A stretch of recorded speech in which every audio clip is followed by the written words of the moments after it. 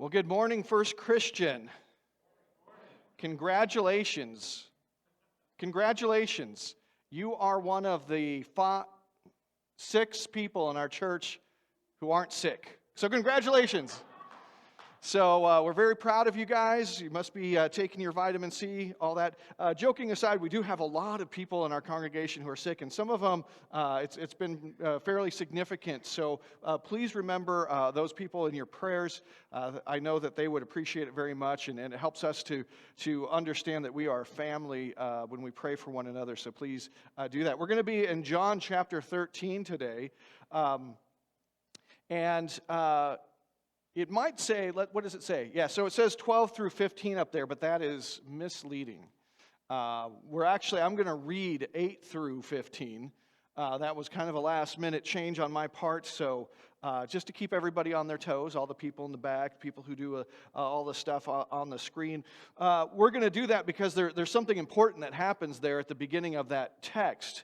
And we're talking today about, we've been going through this sermon series, Home for Christmas, and it's really important for us to understand that, the thing that we celebrate at Christmas time is that Jesus, it's the incarnation of Jesus, that Jesus, who is the Son of God, a member of the Trinity, comes and makes his home among us. He tabernacles among us. And the thing that's true from his side is that he has come and he has made his home among us. But what can be even more true in our lives, every day of our lives, is that we can make our home with him more and more a reality.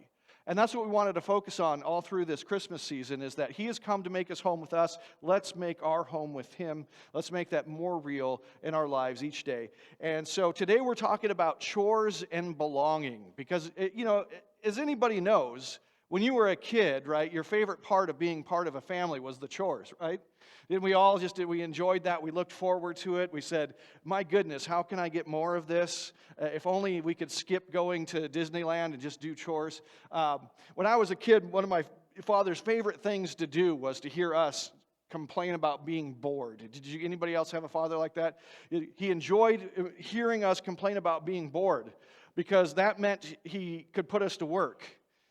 And he would always, we'd say, we didn't want to do chores, we wanted to do something fun. And he was like, hey, you weren't doing anything, so I'm going to put you to work. And it usually involved, if it was summertime, it involved him handing us a knife and sending us out in the yard to cut out dandelions out of the front yard. It could involve a snowy sidewalk shoveling if it was winter. There was always something to be done, cleaning around the house.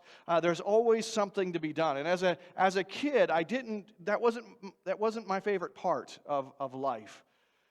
But what we'll see here is that chores are a part of belonging. They're a part of being a member of the family. And so we're going to look at John chapter 13. Like I said, we're going to start reading in verse 8. It says, Peter said to him, "You shall never wash my feet." And Jesus answered him, "If I do not wash you, you have no share with me."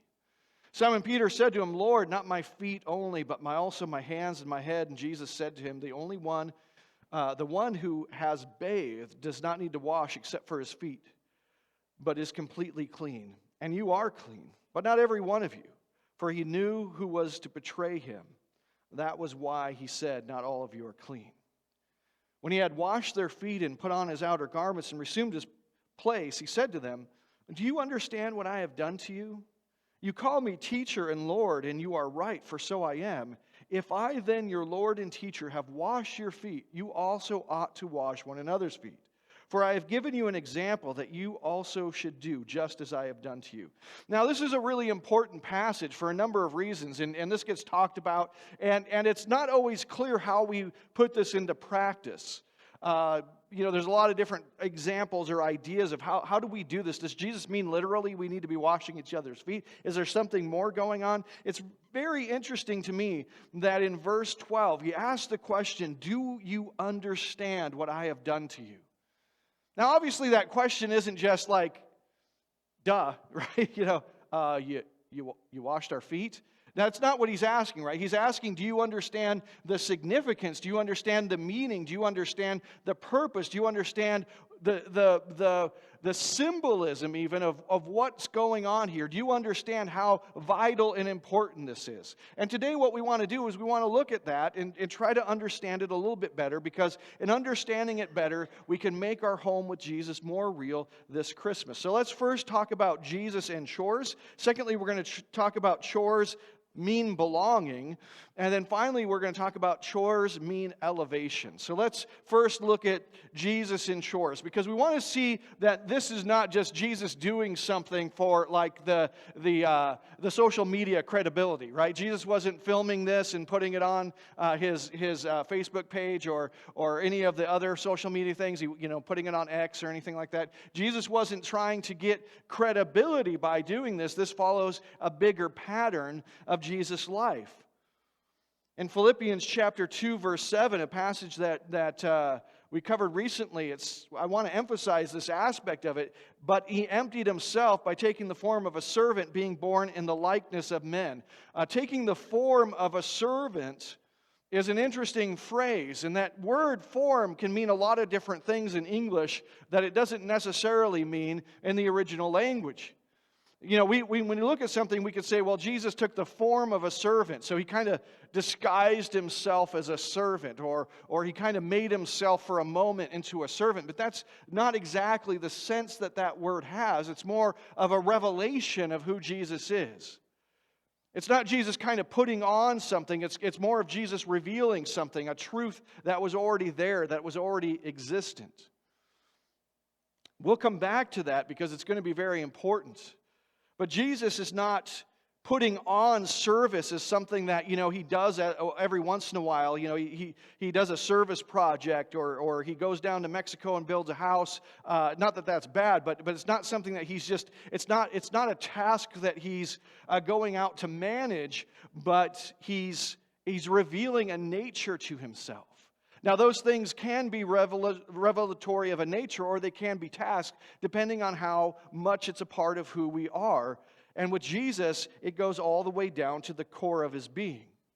Well, what are some of the things that Jesus did? Well, Jesus healed. In Matthew chapter 9, verse 18, it says, while he was saying these things to them, behold, a ruler came in and knelt before him, saying, my daughter has just died, but come and lay your hand on her, and she will live. Imagine the kind of faith that it takes to go up to Jesus while he's teaching, while he's in this group, and to say this to him. This is a ruler. This is somebody who has social credibility.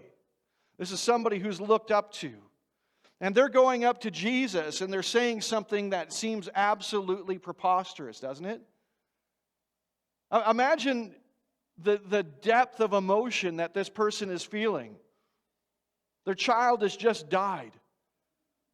And the only thing that they can think to do is to go and to look at Jesus and to ask him to come. And even though, Jesus he's healed many, many people, and he's known for healing people. People are bringing the sick and the lame and all kinds of physical problems to Jesus. But to go to Jesus and say, I know that even death is not a problem for you, takes a massive amount of faith. Even this miracle of Jesus bringing somebody back from death has to be understood in a larger context. And that larger context is that Jesus brings wholeness and fullness of life. See, that's what Jesus does. That's all the time what he's doing on this earth, is he's bringing wholeness and fullness of life. And so if it's somebody who's blind, well, that's not part of what it means as to reflect the glory of God as a human being. That's not what God created. That's not the optimal. That's something that is not what it should be. And so Jesus brings fullness and wholeness. I was recently reading something that was talking about that something like blindness shouldn't be seen as a problem to be solved or managed. Well, Jesus does see it as something that needs to be addressed, something that is not what it should be. And because he's comes to bring wholeness and fullness in life. In fact, to know Jesus is fullness of life. To know Jesus is eternal life. It's full life. It's unending life. It's life without boundary limits. It's as much a life as you can pack into a human being. To know him is that. And so naturally, death is not out of the context.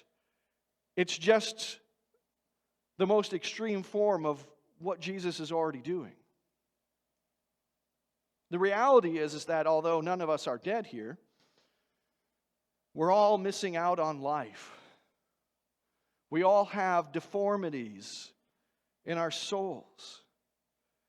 The reality is that we lack motivation for the good. How many of you guys ever find yourself, it could be a Saturday morning, it could be some other time during the week, you know that there's something that needs your attention and you're just putting it off? Anybody ever have that happen? You say to yourself, man, I know this needs to happen. I know this is good. I just don't want to do it.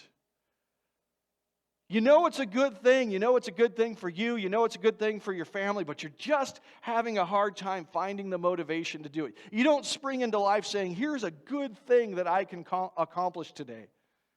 You say to yourself, oh, one more thing to do. Wouldn't it be fantastic? Wouldn't it be awesome if every time you saw that good thing, there was this power, this force of life that was just deep inside you, that was overflowing, that said, man, isn't it awesome that I get to do this great thing today?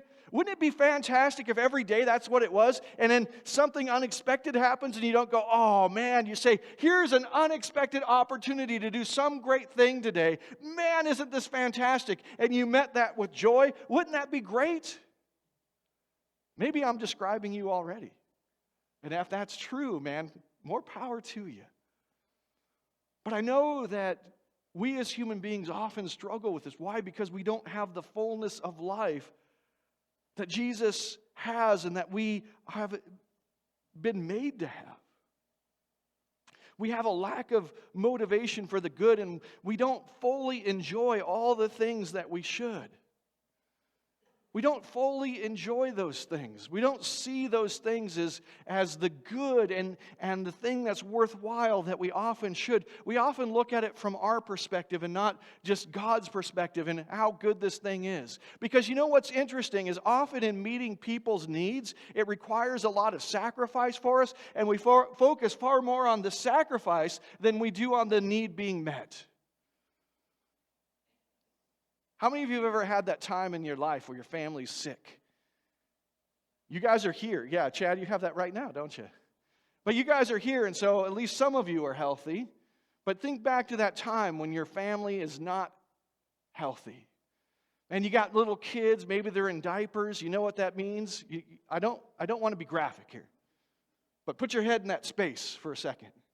You know what that means. You know what having little children that are sick, you know what that means. You know what you being sick. And then what's even great is if multiple people in the family are sick at the same time. Do you sit there and you say to yourself, this is a fantastic time to show my family how much I love. This is a fantastic time to serve them.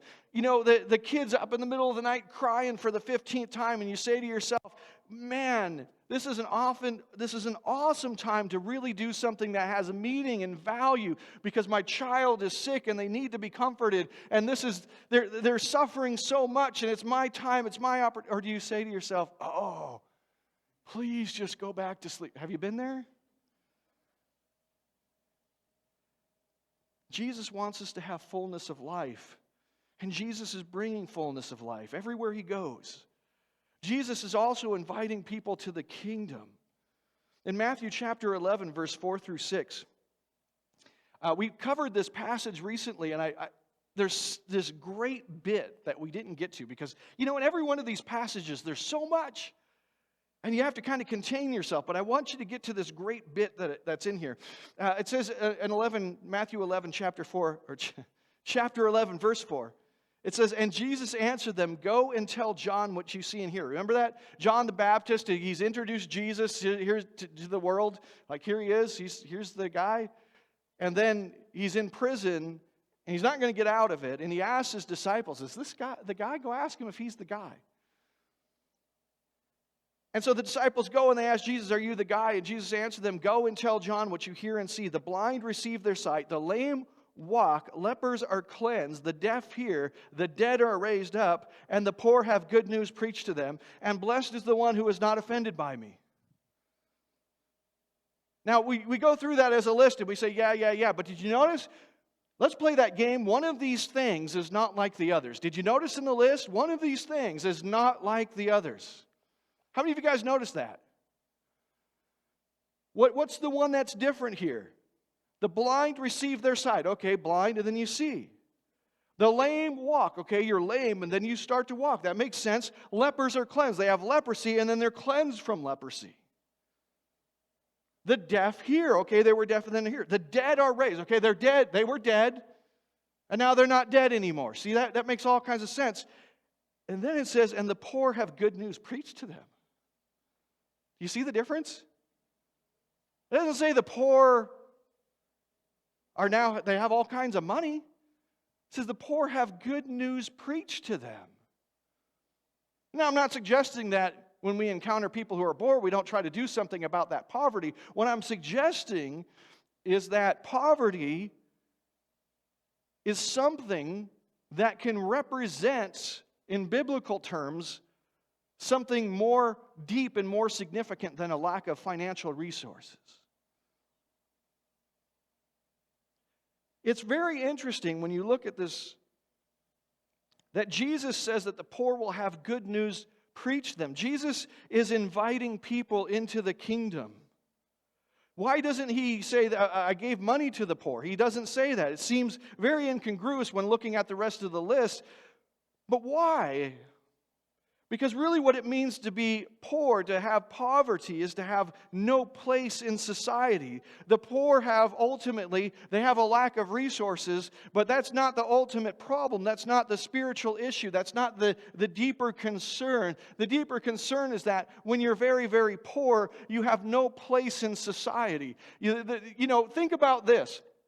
You may be coming to church even. You get off the freeway, there's a off-ramp there, and generally speaking, you'll see people holding the sign there. And a lot of times when you see those people, you can kind of imagine what their lives look like, right?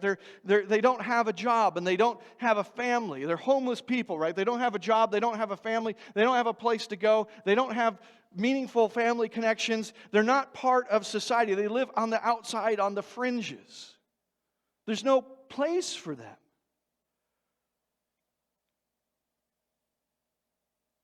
The real poverty is a poverty of belonging. And I'm not saying that to minimize the financial side. The financial side is something that will be answered within belonging. And Jesus' call to the kingdom takes care of poverty in a strange and fascinating way. And I want you to hold on to that thought, because we're going to wrap these things up together a little bit later. But what we see in all of these things is we see a revelation of Jesus who has the form of a servant. And the fullness of his service is found in the cross. In Matthew chapter 27, verse 50 through 54, it says, and Jesus cried out again in a loud voice and yielded up his spirit. You guys remember that passage, right? You remember that verse. That's when Jesus is on the cross and he's facing imminent death. He's on the cross. He's being killed. He's being tortured to death in a sense. And then that moment happens where he's cried out, and with a loud voice he's given up his spirit. Now the moment has happened. The moment of his death is upon us. Everything in his life has led up to this moment. And now that moment is here. And what happens? In verse 51, I want you to see this. This is a very interesting thing to me. In verse 51 it says, and behold, the curtain of the temple was torn in two from top to bottom, and the earth shook, and the rocks were split. The tombs also were opened, and many bodies of the saints who had fallen asleep were raised. And coming out of the tombs after his resurrection, they went into the holy city and appeared to many. When the centurion and those who were with him, keeping watch over Jesus, saw the earthquake and what took place, they were filled with awe and said, truly, this was the Son of God.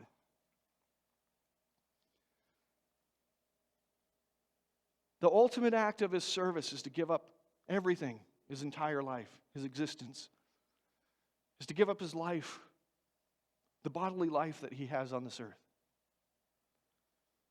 And notice what immediately takes place is that the veil is torn.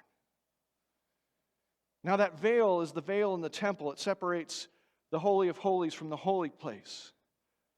And it has a whole bunch of theological significance to it.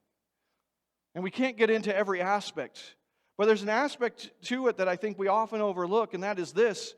One of the things a veil does is what? It conceals something.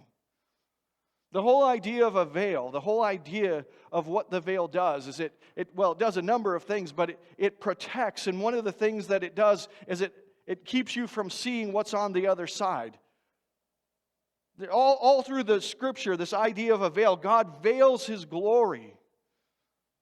And He does so not because He's trying to hide from us, but because He's trying to protect us. To behold the full glory of who He is would be death to us. We would die from just the lack of... You see, we were made to image Him, and we are so far from it that if He truly exposed who He was, it would be death for all of us as we beheld how inadequate we are. He's veiling that. We don't get to see a clear picture of who He is as God. But notice what happens. As soon as He dies, the veil is torn. What's happening? In Jesus' death, He's revealing who God is. We had no idea who God was until Jesus died on the cross. And when He died on the cross, He's revealing the character, the nature, what kind of a God He actually is, who it is that exists, who it is that we've been running from, who it is that we've been sinning against all of our lives. He's revealing the character, the nature, the love of God, a love that serves us to the point of death. That's who God is, and we never knew it until the moment Jesus died. Now it's revealed. Now we see it clearly. This God who loves us enough to die from us is who we've been running from. It's who we've been sinning against. It's who we've been rebelling against. It's who we've been at war with. That's the God that we've done all that to.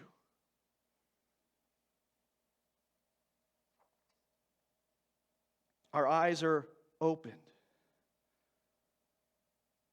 In the garden, our eyes were open to our own inadequacy, but on the cross, our eyes are open once again to the adequacy, to the love, to the glory of the true God, and to His desire to serve us and redeem us and glorify us, even at the cost of His life. This is the form of Jesus being a servant, and we have to establish that if we're going to establish how we are being called into a life of service. So let's look at the second part of this. Chores mean belonging. We are called to take up our cross and follow. We are called to be a servant. A servant is not greater than his master. Even in this passage that we read, he says, do you understand in verse 12 what I have done to you? You call me teacher and Lord. You are right, for so I am. If then your Lord and teacher have washed your feet, you also ought to wash one another's feet. He's saying that I am this servant. I'm revealing myself as a servant. I'm revealing myself as what true love actually looks like, and you should be that as well. You should reflect who I am. So what happens is we see that being given chores in the household brings us into unity with the master of the house. Do you want to have unity with Christ? Do you want to make His home with you more real this year? Then serve. Do the chores of the house. Because in doing that, you unite yourself to Him. You reflect who He is. You take on the nature that He showed us in His life.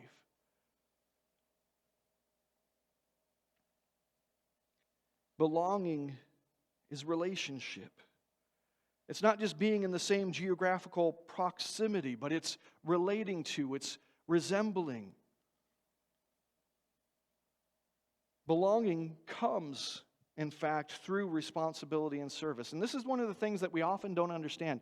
Belonging comes through responsibility and service.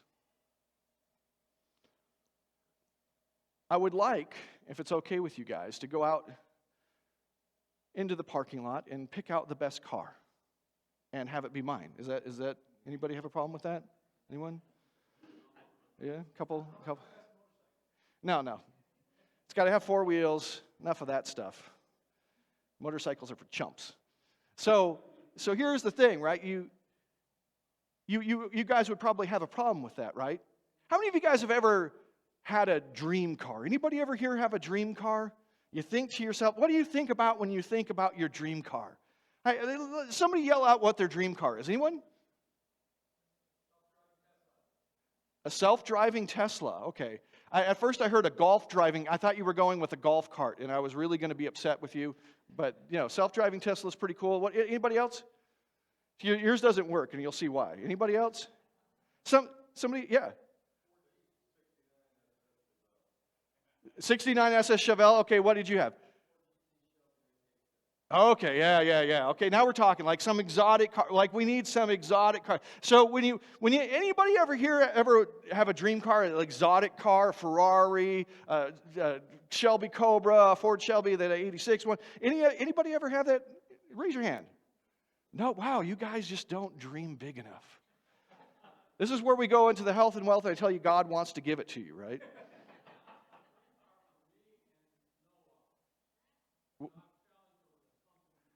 Okay, Dodge Challenger. Here's the thing, right? When you think of your dream car, what do you think of? See, for me, it was always the Shelby Cobra, the 60, Shelby Cobra. Like, what my dream is, because they don't have a top on them, is just to drive, maybe a nice twisty road, a nice day, the wind in my hair. That's what I think of, right?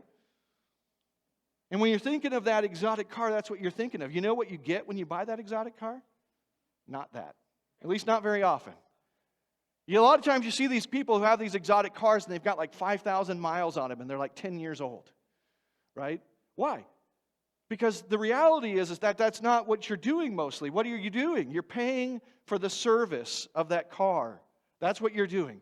Yeah, you're either doing the service yourself, you're putting it up on jacks, you're changing the oil, you're fixing all the things that go wrong, you're replacing the clutch that costs $30,000. You're doing all this stuff, engine out, oil change, like the crazy stuff. That's what happens when you own that car. You see, here's the thing. We tend to think of ownership in terms of privilege. But largely, that's not what ownership is. Ownership is responsibility and service. You see, here's the thing that I want to stress is that I wash my car, not yours. I change the oil in my car, not yours. Right? I fix the burnt-out taillight in my car, not yours. I clean my house. Here's the thing that have you never noticed that you get to, when somebody invites you over for dinner, you get to come over for dinner, and they did all the work of cleaning up everything to make it presentable for you, right? You didn't have to do that. They didn't say, hey, come over to my house and have dinner, and get there about 45 minutes early because we need to clean this place up. It's a wreck. No, you got to avoid all that. Why? Because it's not your house. When it's yours, see, ownership comes through service and responsibility. It's not just about authority or privilege. Matthew chapter 16, verse 21 through 25. It says, from that time Jesus began to show his disciples that he must go to Jerusalem and suffer many things from the elders and chief priests and scribes and be killed, and on the third day be raised. And Peter took him aside and began to rebuke him, saying, far be it from you, Lord, this shall never happen to you. But he turned to Peter and said, Peter, get behind me, Satan. You are a hindrance to me, for you are not setting your mind on the things of God, but on the things of man. What he's telling Peter is, you don't understand that the world is mine. You're trying to keep me from making the world mine. You see, you think of me being the Christ, being the King, as having all kinds of authority and privilege over the world, but because I am God, and because I am true love, and because I am the true servant, I see it as service and responsibility and sacrifice. You see, that's what makes the world mine. That's why he says, and why we read an extra bit today at the beginning on our first passage. In John chapter 13, remember this part. Peter said to him, "You shall never wash my feet." And Jesus answered him, "If I do not wash you, you have no share with me." What he's saying is this: if I don't wash your feet, you're not mine. You're not mine. Have you let Christ wash you? Are you letting Christ serve you? Because you can't be His unless He has served you, unless He has washed you, unless He has redeemed you with His blood. That's what makes you His, because of what He has done for you. And now the brilliant thing, and this is so brilliant, is that He invites you to serve as well. Isn't that amazing? He invites you to serve as well. Why? Because He's going to give you ownership. You're going to be seated with Him at the right hand of the Father. You're going to have ownership. And that means you're going to have responsibility. That means you're going to get to serve alongside of Him. Because then those things that you serve are yours. Your family is your family because you serve your family, not because you're served by your family. Your family serves guests all the time, but that doesn't make them part of the family. Your family is your family because you serve them. You see, that's what it means. I was reading this week the story of Jay Zemer. And you might not have ever heard of Jay Zemer, or heard his name. But he's a Medal of Honor winner. In World War II, he wanted to fly very badly, and they said, "Your eyes are too bad." But then the war started getting really heated, and they needed more and more pilots, and they let him in. And he was one of the best pilots they'd ever had. You see, he had previously been to MIT and was a full-fledged engineer. He knew a lot about a lot of things. And he could do things in a bomber, and that's what he was given, is because he was so big he needed to be in a bomber, but he could fly a bomber the way a lot of pilots could fly a fighter plane. And he was gung-ho for service. He wanted to do his part. He wanted to serve. Why? Because this country was his, and they needed his service, and so he wanted to serve. In fact, they started calling him and his crew the Eager Beavers. And the reason they called him that is because they volunteered for every terrible mission, every dangerous mission that came their way. And then when they did those missions, they would often pore over maps and things of what was going on there, and they would often decide to choose different, more valuable targets than the ones they were supposed to strike, because they said, we really want to do our part. We want to help save other people's lives. And so they'd be called on to bomb some place that might have a few officers in it. Instead, they would take out a whole ammunition warehouse or a whole fuel depot or something like that. Now, the problem was that the brass, the people who planned the missions, they didn't like the fact that these guys were so gung-ho and that they would do more than they were asked to do. And so they grounded them. They took away their plane. And so what did these guys do? They built their own plane. They actually went out to the boneyard, to the area where all the old beat-up planes and the ones that were just in parts and pieces, the ones that were being scavenged for other parts, they went out there and they built their own plane. But they said, you know what, we can do better. And so the normal plane at the time, the B-17 that they flew, normally would have about 10 machine guns on it. They decided that wasn't quite enough. They needed to double that. And so they cut extra holes in the plane for extra gunners, and they mounted 2 machine guns together where oftentimes there was only one, because they said, you know what, we like the dangerous missions, we need to go in there ready. And they said to themselves, hey, as long as these planes are coming after us, we might as well just take the opportunity while we're here to shoot them up. Another thing that they loved to do is when they would go through and they would do their bomb runs, you know, the thing is if you were the first plane, you don't get too many shots at you because they don't know you're coming yet. But if you're the last plane, you get a lot. Well, the thing is they were so good at navigating, they would often make his crew the first plane.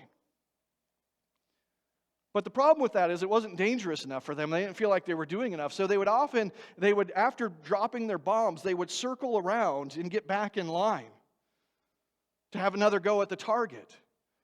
But since they dropped all their bombs, what they would do is they'd fly real low and shoot up everything they could see. They just couldn't wait to do more. Well, they came across one day the most difficult, challenging mission that they would ever have. There was going to be an invasion of an island out in the Pacific, the theater of war that they were fighting in. And they needed somebody to fly a very dangerous mission to photograph in the water on a very clear day all of the reefs and potential obstacles underwater that might hamper the invasion and get a lot of Marines killed. Now, in order to do that, they had these special cameras, and you had to fly exactly straight and exactly level and exactly at the right speed.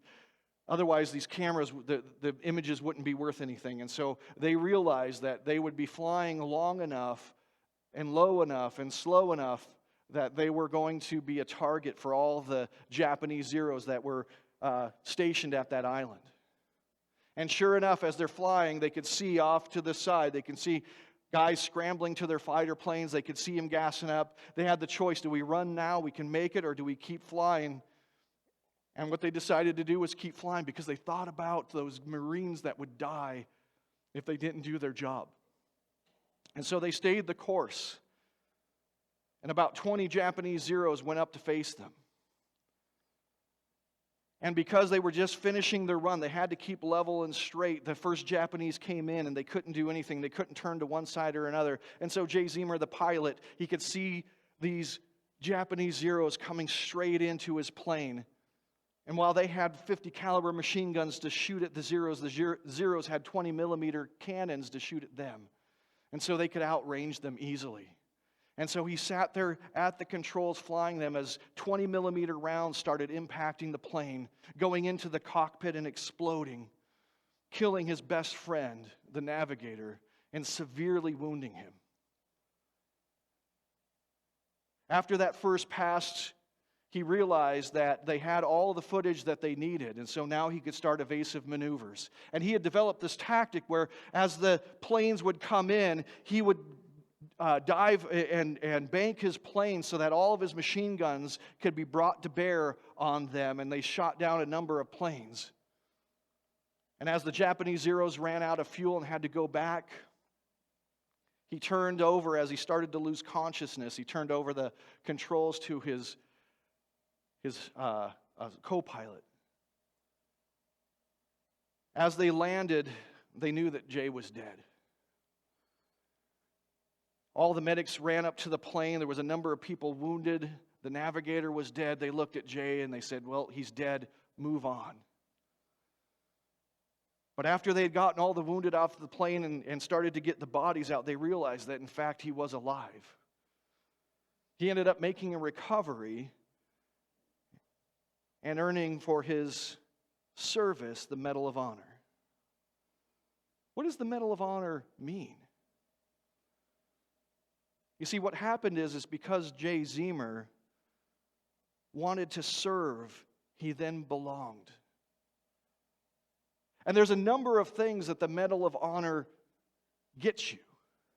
But one of the most important is that by tradition, no matter what rank you approach as a Medal of Honor winner, they salute first. See, normally what happens is that the lower rank salutes first, and that salute is returned by the higher rank. But if you win the Medal of Honor, even as a private, the president himself will salute you first. Why? Because as somebody who's rendered the kind of service you have rendered, you are now worthy of belonging and being seen as a certain aspect, a certain person, you have a degree of authority and ownership that you never had before. Well, that leads us to our third point, and that is that chores mean elevation. You see, we have it completely wrong. We see chores as a mark of subordination. But with Jesus, what we see is that service is actually a means of elevation. Now, in this passage that we have read today in John chapter 13, what we see here is that Jesus is washing the disciples' feet.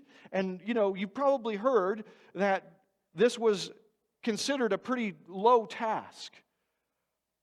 Feet in the Asian culture, especially the Near East Asian culture of this time period, feet are not a great part of the body. They're the lowest, they're the dirtiest, they're the ones, wearing sandals, being in the dust. They're not high, they're low. And it was generally speaking the task of the lowest servant of the household to wash people's feet as they came in. You see, what happened is that in the housing and the dinners at the time, you would be laying down, reclining at table, and your feet would be next to, or not too far away from the head of other people down the line. And so it was important that these, that you wanted things to be clean. So Jesus here is taking on something that is the lowest form of service, of the lowest servant. And the question is that do we understand why Jesus has done this? Because he says to you, do you understand? Remember in verse 12, do you understand what I have done for you? You see, it's one thing to bring people back to life, and it's another thing to heal them. It's another thing for the blind to receive sight and the lame to walk. But this is the lowest form of service. It's not anything noble like making somebody see again. It's not anything noble like making somebody walk again. It's not anything noble like and important and awe-inspiring like raising the dead. You see, this is a low form of common service. And the question is, do we understand why Jesus has done this? And in Matthew chapter 10, verse 29 through 31, we have this great passage. And it says, "Are not 2 sparrows sold for a penny? And not one of them will fall to the ground apart from your Father. But even the hairs of your head are all numbered. Fear not, therefore, you are of more value than many sparrows." Well, what does one have to do with the other? It's simply this, that Jesus is the owner of the entire hierarchy. He is the owner of the thing at the top and at the bottom. He is the owner of everything in between. Jesus is the servant of all because he is the owner of everything. And we should be so thankful that that's true. Because that means no matter how low we are, no matter what rung we are, whether we're poor and we're marginalized by society, or whether we're rich and society sees us as wonderful, Jesus is our Lord, and He is our Savior, and He is the one who loves us, and He is the one who serves us, because He is the one who owns us.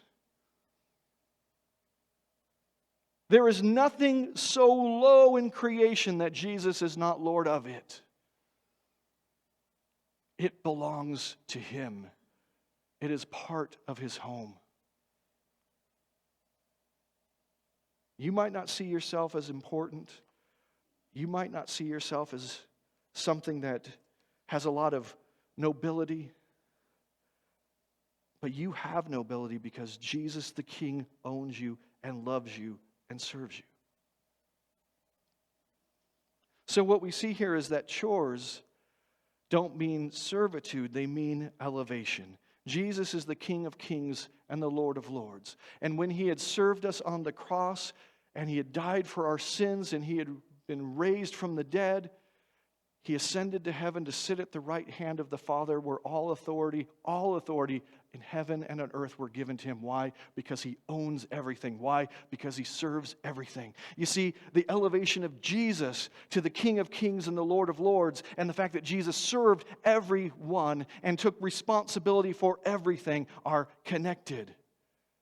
You don't get elevated by making a big deal of yourself. You get elevated by serving. We talk a lot about believe, belong, become here, and it's important for us to understand why. Because when you take responsibility, when you serve, authority comes with that. Glory comes with that.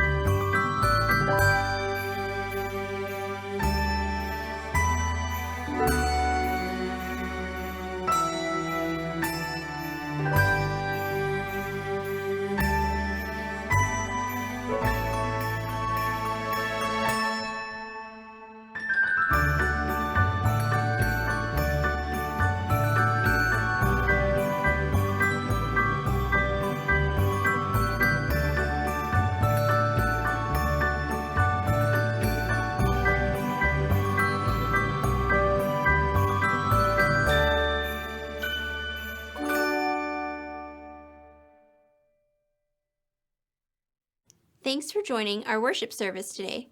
Please follow us on our Facebook page where you can let us know about any needs or prayer requests you may have and keep up with the latest church news and events. You can also check out all of our past lessons and other videos by visiting our YouTube channel. At First Christian, we strive to be the presence of Christ in the world by helping others to believe in God's love for them, to belong to His church, and to become like Christ in their lives. If you would like to support us in our ministry, you may do so by giving online through our website at www.fcct.org or by mailing checks to the church. Have a great week.